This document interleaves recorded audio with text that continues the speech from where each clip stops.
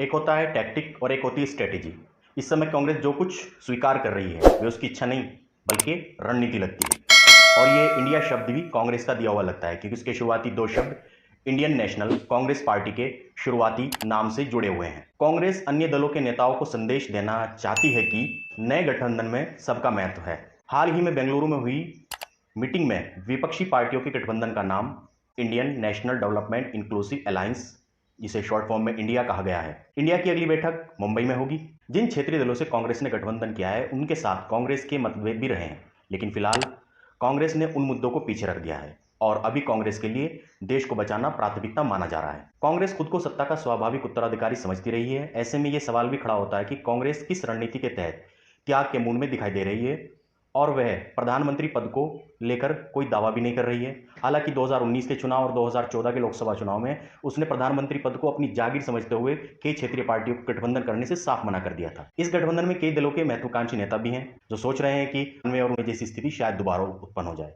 आपको याद होगा कि लोकसभा चुनाव के बीच में एच डी देवगौड़ा और फिर इंद्र कुमार गुजराल भारत के प्रधानमंत्री बने थे। उनकी सरकार कांग्रेस के समर्थन से बनी थी। हालांकि राजनीतिक पंडित मानते हैं कि गुजराल और देवगौड़ा वाला दौर फिर से आएगा, इसकी संभावना तो बिल्कुल नहीं है, लेकिन ये लालच कई विपक्षी नेताओं को साथ में जोड़कर रखे हुए हैं। विपक्षी दलों के गठबंधन का सीधा मकसद है कि जिन राज्यों में वोटों के बंट जाने की वजह से भारतीय जनता पार्टी पिछले चुनाव में कई सीटें जीती थी, उन वोटों के बंटवारे को रोका जाए। विपक्षी पार्टियों को लगता है कि बिहार की 40 सीटें, उत्तर प्रदेश की 80 सीटें, पश्चिमी बंगाल की 42 सीटें, महाराष्ट्र की 48 सीटें, झारखंड की 14 सीटें और दिल्ली की 7 लोकसभा सीटों पर विपक्षी एकता से बीजेपी को एक बड़े अंतर से हराया जा सकता है और लोकसभा चुनाव में 2024 के बाद भाजपा की सरकार बनने से रोकी जा सकती है, क्योंकि साल 2019 के लोकसभा चुनाव में इन राज्यों की कुल 231 सीटों में से 142 सीटें भारतीय जनता पार्टी ने जीती थी। इन्हीं 142 सीटों के बलबूते भारतीय जनता पार्टी को कुल 303 सीटों पर जीत हासिल हुई थी, जो कि अपने आप में भारतीय जनता पार्टी के लिए स्पष्ट बहुमत था। विपक्ष की एकजुटता अगर इन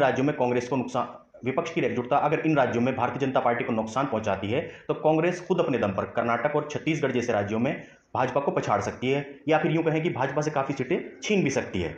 लेकिन फिलहाल कांग्रेस सामने दिख रहे मुद्दों का समाधान कर रही है और इसकी दूरगामी रणनीति अलग होगी। कांग्रेस से जुड़े कई नेता मानते हैं कि कांग्रेस को यह लगता है कि गैर कांग्रेसी विपक्ष दल यानी 25 पार्टियां मिलकर 200 सीटें तक ला सकती हैं और कांग्रेस को अगर 100 सीटें भी मिल जाएं तो वह खुद सत्ता की दावेदार बन जाएगी। कांग्रेस चाहेगी कम से कम 100 सीटें आए तो वह बड़े अंतर के साथ विपक्ष की सबसे बड़ी पार्टी बन जाएगी, क्योंकि कोई भी उसका सहयोगी दल उसके नंबर के आसपास भी नहीं फटकेगा। लेकिन इसके लिए फिलहाल विपक्ष का एकजुट रहना जरूरी है, यानी चुनाव परिणाम आने के बाद कांग्रेस के पास सिरे से बातचीत कर पाने की ताकत होगी। इसीलिए फिलहाल कांग्रेस विपक्षी गठबंधन को एकजुट और ताकतवर बनाए रखने पर जोर दे रही है।